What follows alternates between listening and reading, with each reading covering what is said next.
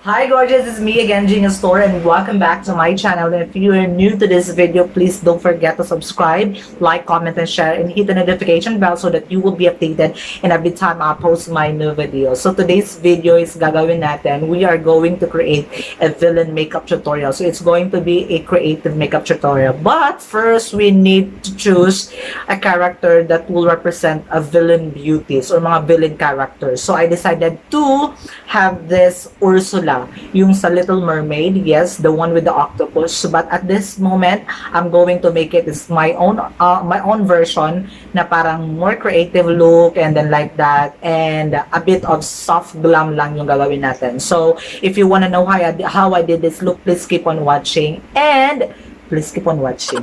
Yes, of course. Ayan, subscribe mo na. And then, without so much ado, let's start popping gorgeous.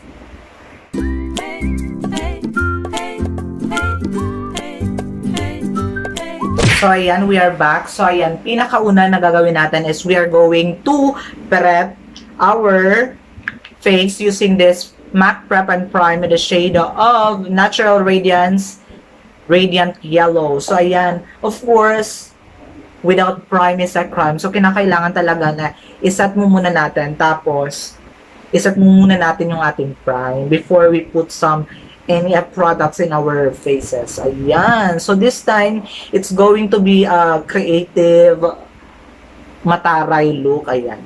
So, yan yung gagawin natin ngayon. So, I'm going to use this all-purpose glue stick by Elmer's Glue. So, ayan. I-glue natin yung ating kilay kasi we are going to cover our brows kasi gagawa tayo mamaya ng maraming mga. So, gagawa tayo ng ating kilay. So, after gluing our eyeshadow, our eyebrows, we are going to set that one using this Benign Luxury Powder in the shade of Banana. So, ayan, yung purpose natin dito is para maset yung kanyang glue na nilagay natin dito sa ating brows. It will do the job by setting it, tapos para mas pleasant yung pagkakakapit ng ating eyebrows, para hindi siya parang bulky yung dating.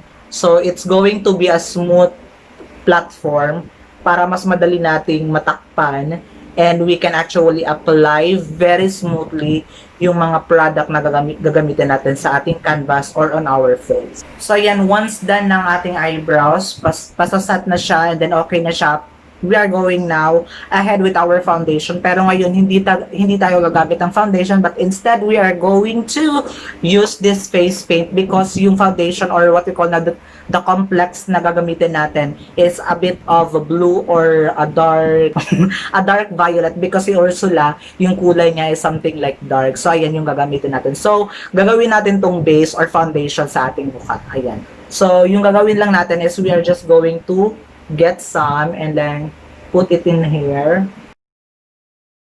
So this time, using this sponge, we are going to spread that one and then blend it well. Actually, sa Philippine like movie, meron din tayong mga sinasabi. Meron din tayong sinasabing what to call this? Yung parang si Ursula, yung role ni Ursula. Yung tinatawag nating Marina, di ba? If you are familiar with Marina, si Dugong nandoon. I love the character of Dugong. And yung mga like usual na ginagawa niya sa kanyang role, palagi siyang gumagano. Ganon. So, ayan, napapansin ko hindi Violet, kundi si Genie yung ginagaya natin kasi it's color blue. So, ayan, parang sasali tayo sa ati-atihan, dahil parang blue na ati-atihan yung gagawin natin ngayon, So, yan, yung ginamit natin face paint is a little bit like oily. Yung gagawin lang natin is we are going to set that one para mas maging matte yung dating niya. So, I'm going to use the Benign powder para iset yung ating face paint na nilagay. Can I just say something on you since tayo-tayo lang naman nandito, diba? How does it feel na parang may mga taong talagang you are like being judged and being controlled of what they want you to be, 'di ba? Yung parang gusto nila sundin yung mga bagay na gusto nilang mangyari sa iyo, 'di ba? Kasi minsan may mga bagay na hindi masaya para sa inyo. Like, hindi sila masaya para sa inyo.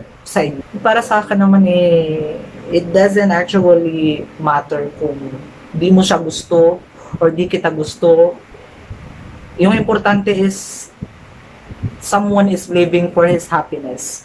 Kasi hindi natin matatansya or we can actually live for something that you are expecting to. Kasi mas mabuti ng mamuhay ka sa mga bagay kung saan ka masaya, or pilitin natin yung sarili natin sa mga bagay na gusto nila pero hindi naman tayo masaya, di ba? What's the main point of living if you would just like fit in yourself to something else or something na mga bagay na hindi ka naman masaya at hindi mo naman dapat kailangan gawin, di ba? Ganon. Kasi hindi mo naman kailangan dapat baguhin yung sarili mo in the sense of how they want you to be.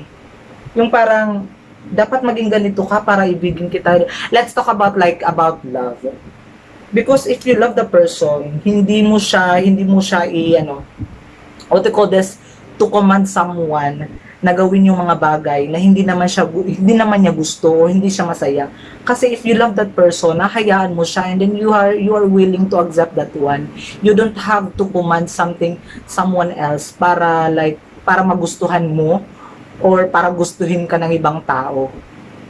It's about how being you yourself, pagiging totoong tao, di ba? Hindi mabuti yung pagiging pagkukunwari o magbabalad kayo. Kasi at the end of the day, you're not living in your own happiness. You are living for the happiness of others. Yun. So we are going to use this concealer by Jeffree Star Cosmetic in the shade of C13. So ayan, it's a little bit white pero i-blend lang natin siya para mas mabuti. Ayan, kaunti lang yung lalagyan. So we will be doing our contour. I'll be using this James Charles mini palette. So ayan, we are going to use this blue shade and ilalagay natin siya dito. Because when we say na in relationship, it is something to do between the two of you. It's not about between one of you or let's say, nag-focus lang yung relationship nyo dahil sa gusto ng isa. But you have to understand that when we talk about relationship, it's a give and take situation. It's a win-win situation. Kung anong gusto mo, dapat gusto niya. Yung parang may mga, what we call this, exchange of ideas. Tapos, siguraduhin nyo na both of you ay gusto yung mga pagplaplanin nyo or mga desisyon na gagawin niyo.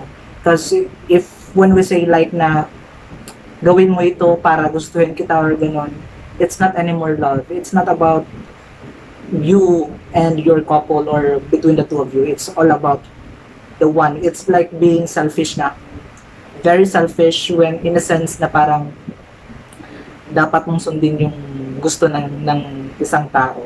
And you don't have to be blind on these things. Kung mahal mo yung tao, dapat intindihin ka rin. Ayan, so this time we are going to work on with our eyeshadow. So for our eyeshadow, I'm going to use this violet one para sa ating dito, sa ating center eyelid. And then this time, we are going to create a cut crease. Ayan. So, gagawa tayo ng cut crease dyan. Then, we are going to use this one para iset natin sa ating cut crease itong shade of blue. Glittering shade of blue. So this time we are going to work on with our with our eyebrows. So I'm going to use this Anastasia Beverly Hills Deep Brow Pomade in the shade of Granite. And yes, of course, for our lipstick, we are going to use this Red Fire Starter by Rimmel London Stay Matte. Yes, so ayan, as always said, just always think all the positivity and don't mind other people. Kung hindi ka nila gusto, then be it. Kasi hindi mo naman sila gusto din, di ba? And then basta yung for sure things na dapat natin gawin is we have to take good care of ourselves and take good care of your heart. as possible. Kung maaari, just stay positive and be happy. Diba? We live happy, we die happy. Happily. So this is our final look, and no. So we are almost done, and I'll be right back for our final look.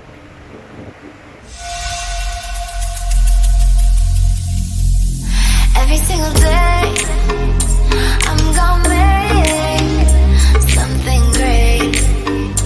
That's my way. Every single day, I'm gonna make something great. That's my way.